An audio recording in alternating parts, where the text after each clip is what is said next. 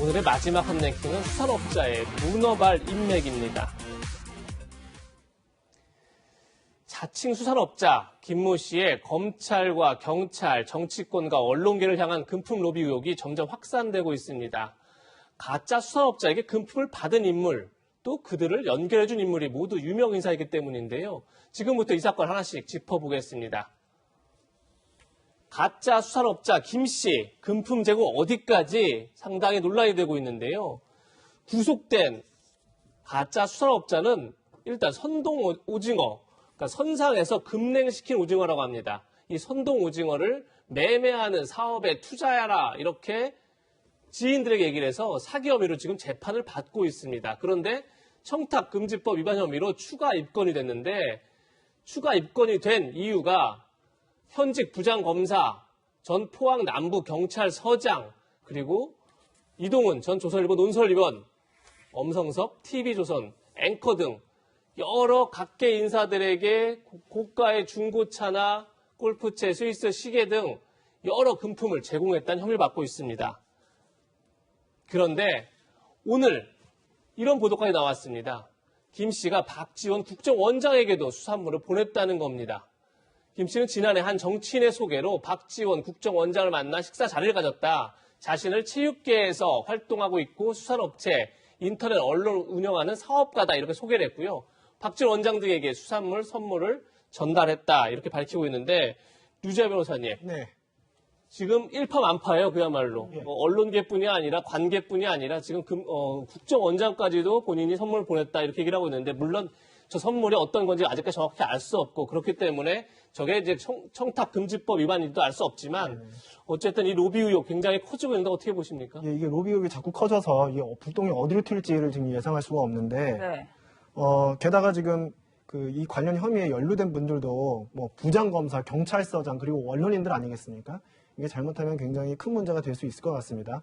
이 청탁금지법에서는 모든 공직자는 직무 관련 여부 또는 명무에 관계없이 한 사람으로부터 1회 100만 원을 초과하는 금품을 받으면 안 된다고 규정하고 있고 직무와 관련해서는 이제 대가성 여부를 떠나서 한 푼도 받으면 안 된다고 그렇게 규정하고 있어요. 만약에 그걸 위반하면 청탁금지법 위반으로 징역 3년 혹은 벌금 3천만 원 이하 이렇게 처할 수 있는데요. 예. 지금 저는 이 청탁금지법, 그러니까 김영란법이라고 속칭 말하기도 하는데 이 청탁금지법 위반 여부 문제도 문제이지만 그걸 떠나서 박지원 국정원장 같은 경우에는 지금 국가정보기관의 수장 아니겠습니까? 예. 근데 이런 분이 지금 현재 7명으로부터 116억 상당을 편취했다는 사기 혐의로 재판을 받고 있는 김 씨와 같이 식사를 했다는 게 저는 솔직히 잘 이해가 가지 않습니다. 아무리 지인이 소개했다고 하더라도 국정원장은 사실 국가정보의 최고 기밀을 다루는 자리인데 이렇게 아무나 만나서 식사를 하는 건 아닐 것 같은데 이렇게 식사를 했다는 것도 바람직하지 않고요.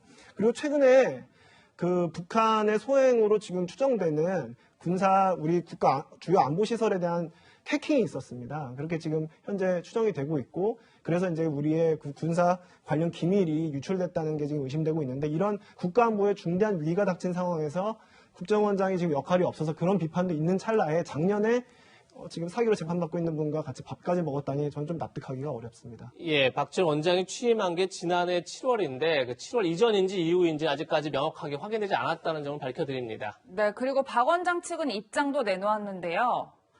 전직 동료 의원 소개로 만났고 그 이후에는 만나지 않은 것 같다며 김 씨에게 선물을 받은 건 맞지만 김 씨의 이름도 또 선물을 받은 시점도 정확히 기억하지 못한다고 입장을 밝혀왔습니다. 하 기자, 예. 이번 사건 저희가 앞서서 짚었지만 경찰이 이 김 씨로부터 금품을 받은 현직 부장검사의 그 집과 사무실을 압수수색하면서 밝혀지게 된 거잖아요. 예. 그런데 오늘자 동아일보 보도를 보면 이 김 씨와 해당 부장검사를 연결해준 사람이 바로 박근혜 정부의 국정농단 사건을 수사했던 박영수 특검이라고 해요. 만약 이 보도가 사실이라면 파장이 굉장할 것 같아요. 예.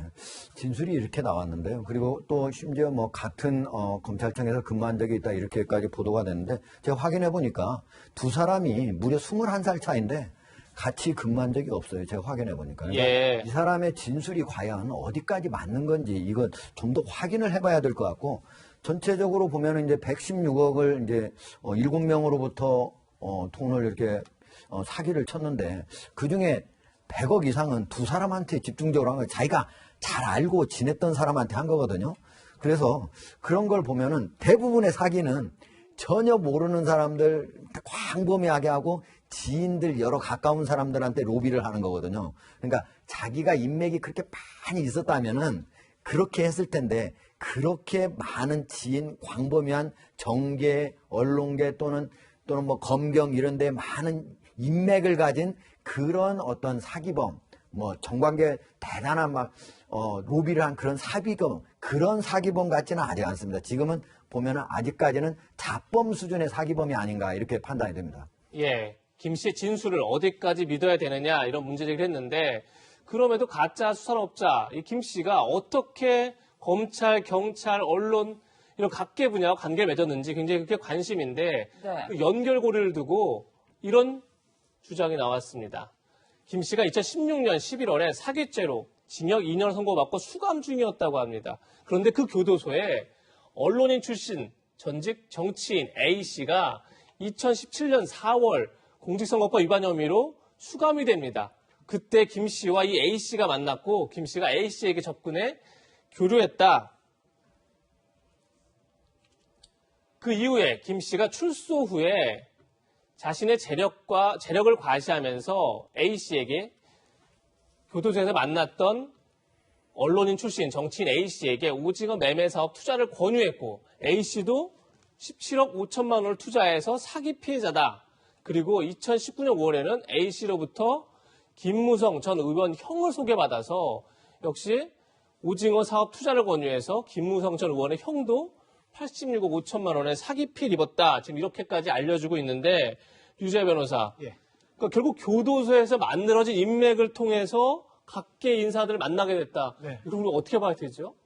글쎄요, 이게 좀 일단 친화력은 엄청난 것 같습니다. 친화력 엄청난 것 같은데 조금 희한한 게 보통은 이제 유력 인사를 만나면 그 유력 인사를 뒤에 두고 유력 인사가 아닌 일반 국민한테 사기를 치는 경우가 보통 일반적인 게 아니겠습니까? 예. 근데 이분은 특이하게 그 특유의 친화력을 바탕으로 뭐 전직 정치인 아니면 김무성 전 의원의 형을 소개받아서 친해놓고 난 다음에 그분들을 이용해서 다른 사람한테 사기를 치는 게 아니라 그 사람들한테 사기를 쳤어요. 굉장히 그거는 이제 그런 혐의가 있는 거죠. 근데 그거는 좀 이해하기 어려운 범죄 수법. 대담한 건가요? 글쎄요, 이해하기 어려운 범죄 수법이어서 정말 네. 이분이 어떤 엄청난 의도를 가지고 이런 행위들을 하시는 것인지 아니면 그냥 의도 없이 순간순간 내키는 대로 하는 건지 그건 제가 잘 모르겠습니다만 아무튼 굉장히 이례적인 수법이고요. 그래서 지금 제 생각에는 이분의 이런 행로들을 봤을 때 지금 앞으로 향후 청탁금지법 위반 문제가 굉장히 많이 불거질 수도 있을 것 같아요. 왜냐하면 워낙 친화력이 좋고 게다가 수산물을 그 새로 만난 사람한테 주는 게 굉장히 일반적인 이분의 행동 양식이라 예. 이렇게 되면은 공직자 같은 경우에는 청탁금지법이 다 적용이 되기 때문에 이게 잘못하면 청탁금지법 위반 사례가 굉장히 다수 발생할 수 있을 것 같습니다. 네. 하기자뿐만 아니라 경찰 간부도 김 씨로부터 금품을 받은 의혹을 받고 있는데요. 실제로 지난 1월에 포항 남부경찰서장으로 부임한 A 총경에게 생일 선물로 30만 원 상당의 명품 벨트를 선물하기도 했고요. 또 이 총경을 대신해서 직원 회식으로 경찰서 구내식당에서 대게 파티까지 열어줬다고 해요. 예.